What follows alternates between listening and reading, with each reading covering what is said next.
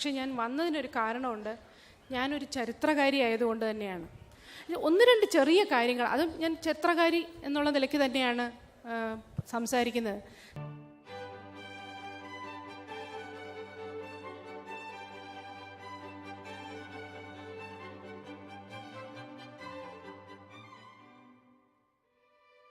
അത് വലിയൊരു തെറ്റിദ്ധാരണയാണ്.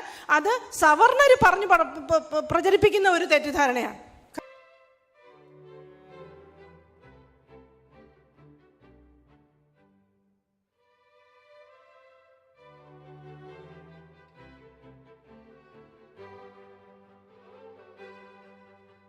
കാരണം ഇപ്പോൾ നേരത്തെ പറഞ്ഞു, ഈ തെക്കൻ തിരുവിതാംകൂറിലെ ചാന്നാന്മാരുടെ ഇടയിൽ പൊട്ടിപ്പറിച്ച നമ്മൾ ആ ലഹള, അത് സ്ത്രീകൾക്ക് മുലമറയ്ക്കാനുള്ള ഒരു അവകാശത്തിന് വേണ്ടിയായിരുന്നു. ഇതും സത്യം പറഞ്ഞാൽ സവർണർ പറഞ്ഞു പരത്തുന്ന ഒരു കഥയാണ്.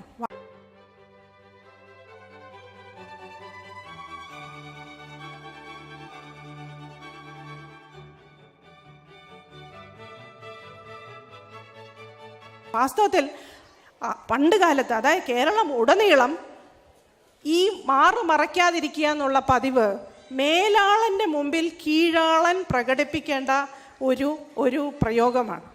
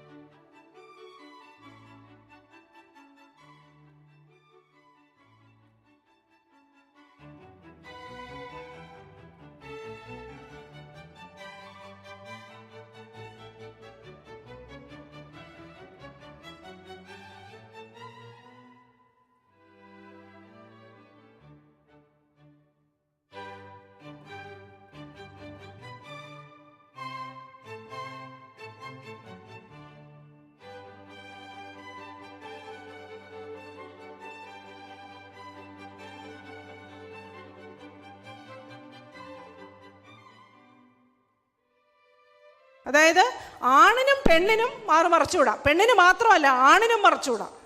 ആണിനും മേൽമുണ്ടിടാൻ പാടില്ല.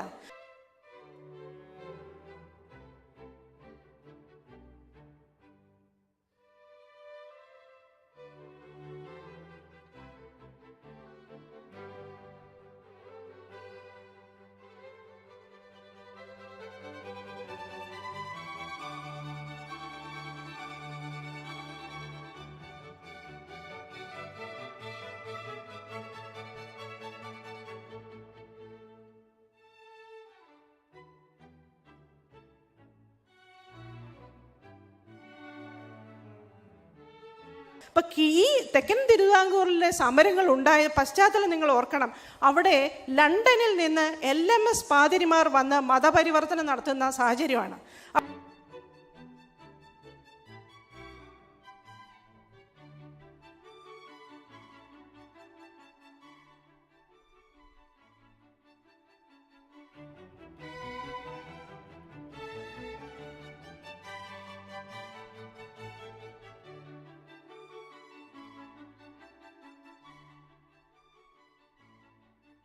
അപ്പോൾ ബ്രിട്ടീഷുകാരുടെ ഇടയിൽ സ്ത്രീകൾ വസ്ത്രം മറയ്ക്കാതിരിക്കുന്നത് വലിയ ഒരു തെറ്റും നാണക്കേടും വൃത്തികേടുമാണ്. നമ്മുടെ നാട്ടിൽ ആണിനും പെണ്ണിനും മേൽജാതിക്കാരുടെ മുന്നിൽ മറയ്ക്കാൻ പാടില്ല. ആണിനും മറയ്ക്കാൻ പാടില്ല, പെണ്ണിന് മാത്രമല്ല.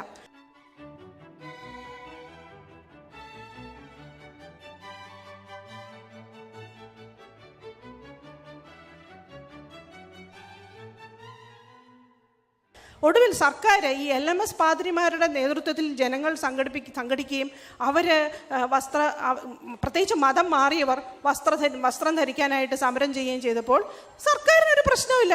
മതം മാറിയവർ ബ്ലൗസ് ഇട്ടോട്ടെ, അതിനെന്താ, ഒരു കുഴപ്പമില്ല. മേൽമുണ്ടിട്ട് പോകരുത്. കാരണം മേൽമുണ്ടാണ് മേൽജാതിയിലേക്ക് കടക്കുന്നതിൻ്റെ ലക്ഷ്യം.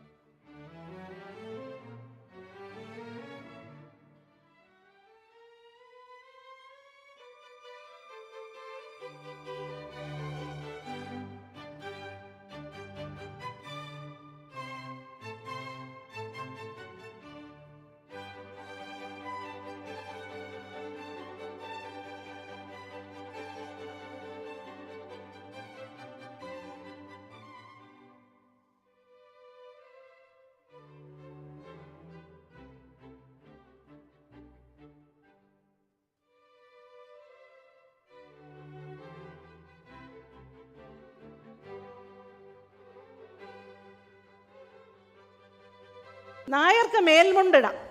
ബ്ലൗസ് ഇട്ടോട്ടെ. ബ്ലൗസ് ഇടാൻ 1860-കളിൽ തന്നെ സർക്കാർ ഉത്തരവ് പുറപ്പെടുവിച്ചു കഴിഞ്ഞത്. ഒരു പ്രശ്നവുമില്ല. നിങ്ങൾക്ക് മാറുമറയ്ക്കലാണോ പ്രശ്നം? അത് പരിഹരിച്ചു തരാം. ബ്ലൗസ് ഇട്ടോളൂ. മതം മാറിയ എല്ലാ ചാന്നാന്മാർക്കും ചന്നാർ സ്ത്രീകൾക്കും മാറുമറയ്ക്കാം. അവർ ബ്ലൗസ് ഇട്ടു. പക്ഷേ ചാന്നാർ സ്ത്രീകൾക്ക് അത് പോരായിരുന്നു. അവർ ഈ ബ്ലൗസും ഇട്ടു, അതിൻ്റെ മീതെ ഒരു മേൽമുണ്ടും ഇട്ടു. അപ്പോഴാണ് ഈ ചാന്നാർ ലഹളയുടെ രണ്ടാം ഭാഗം അതിരൂക്ഷമായിട്ട് മാറുന്നത്. അല്ലാതെ നമ്മളെപ്പോഴും ഈ ചരിത്രത്തെ എപ്പോഴും ഈ പറഞ്ഞ പോലെ ജാതി വിരുദ്ധ ചരിത്രത്തെ വിക്ടോറിയൻ വിക്ടോറിയൻ മൂല്യങ്ങൾക്ക് വേണ്ടി, ഈ വിക്ടോറിയൻ മൂല്യങ്ങളാണ് നമ്മളെ ഇത്രയും കുഴപ്പത്തിൽ ചാടിച്ചത്.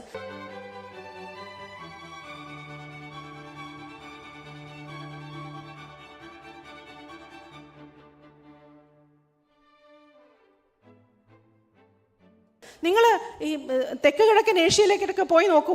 ജോലി ചെയ്യാത്ത സ്ത്രീകളില്ല. വീട്ടിന് പുറത്തിറങ്ങി ജോലി ചെയ്ത് കുടുംബം പോറ്റുന്നത് മാന്യതയായിട്ടാണ് കരുതുന്നത്. ഇന്ത്യയിലെ ഈ തെക്കൻ ഏഷ്യ, ഇന്ത്യ, ശ്രീലങ്ക, ഈ ബ്രാഹ്മണ സംസ്കാരം നിലനിൽക്കുന്ന സ്ഥലങ്ങളിൽ മാത്രമേ ഈ സ്ത്രീകൾ വീട്ടിലിരിക്കണം എന്ന് പറയുന്നത് വലിയ മഹത്വമായിട്ട് കരുതപ്പെടുന്നുള്ളൂ.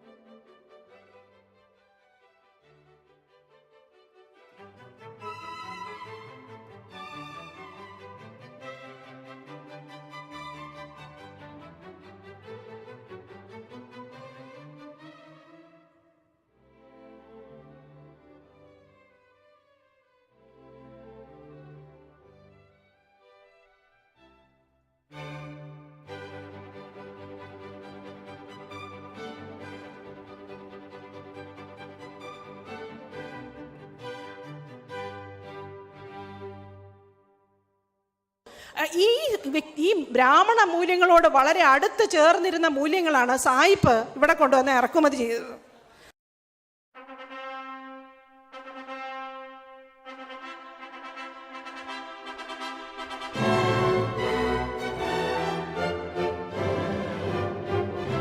അതുകൊണ്ട് തന്നെ വാസ്തവത്തിൽ ഈ സ്ത്രീകൾ മറയ്ക്കുന്നത് സ്ത്രീകളുടെ ശരീരം സ്വമേധയാ പാപമാണ്, ജനിച്ചപ്പോഴേ പാപമാണ്, ജന്മനാ പാപകരമാണ്, അത് മൂടി വെക്കണം എന്ന വിക്ടോറിയൻ പിന്നോക്ക മൂല്യത്തെയാണ് വാസ്തവത്തിൽ ആ സമരങ്ങളിൽ ഈ പാതിരിമാർ മുന്നോട്ട് വയ്ക്കാൻ ശ്രമിച്ചത്.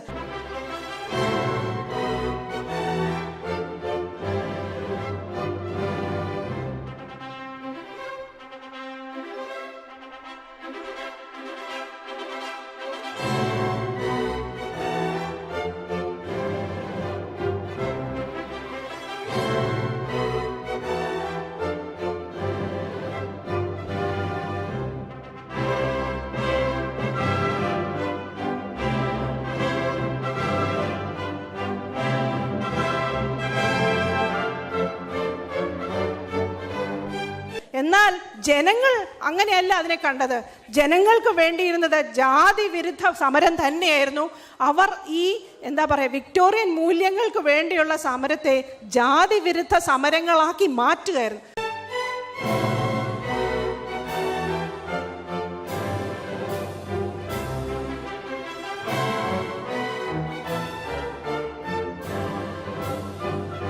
ആ സ്ത്രീകളാണ് മേൽമുണ്ടിടാൻ മുൻകൈയെടുത്തത്. അവരോട് പാതിരി പറയുന്നുണ്ട്, അത് ഈ LMS പാതിരിയുടെ സ്മരണകളിൽ അത് എഴുതിയിട്ടുണ്ട്. അയാൾ പറയുന്നുണ്ട്, ഈ സ്ത്രീകളെ വിളിച്ച് പറയുന്നു, നിങ്ങൾ എന്തിന് കുഴപ്പമുണ്ടാക്കാൻ നടക്കുന്നു? നിങ്ങൾക്ക് ബ്ലൗസ് ഇട്ടാൽ പോരെ? നിങ്ങൾ ക്രിസ്ത്യാനികളല്ലേ, നിങ്ങൾക്ക് ബ്ലൗസ് ഇട്ടാൽ പോരെ? പോരാ. ആ സ്ത്രീകൾ ഒരു മറുപടിയും പറയില്ല. പക്ഷെ പിറ്റേന്ന് അവർ പള്ളിയിൽ വരുമ്പം മേൽമുണ്ടിട്ടേ വരും. അങ്ങനെ സ്ത്രീകൾ ആ പ്രദേശത്തെ ചാന്നാർ സ്ത്രീകളുടെ വാശി, ഈ വാശി എന്നുള്ള വാക്ക് സ്ത്രീവാശി, ഇങ്ങനെ തന്നെയാ പറയുന്നത്. സ്ത്രീവാശിയാണ് ഈ കലാപത്തിന് കാരണം ഈ സ്ത്രീകൾക്ക് മേൽമുണ്ട് കിട്ടിയേ മതിയാവും.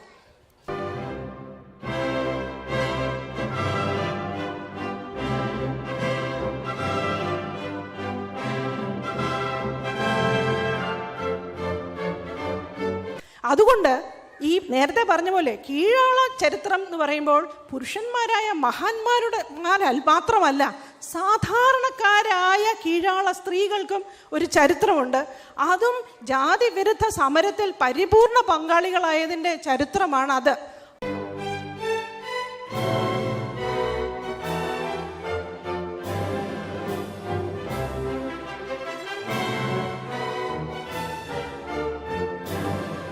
ആ ചരിത്രവും വീണ്ടെടുക്കാൻ നിങ്ങളെ കൊണ്ടാകും എന്ന് തന്നെയാണ് എൻ്റെ വിശ്വാസം. ഇത്രയുമേ എനിക്ക് പറയാനുള്ളൂ. ഇത്ര ദൂരം നിങ്ങളോടൊപ്പം നടക്കാൻ ഒരവസരം തന്ന നിങ്ങളോട് നന്ദി പറഞ്ഞുകൊണ്ട് വാക്കുകൾ ചുരുക്കുന്നു. നന്ദി.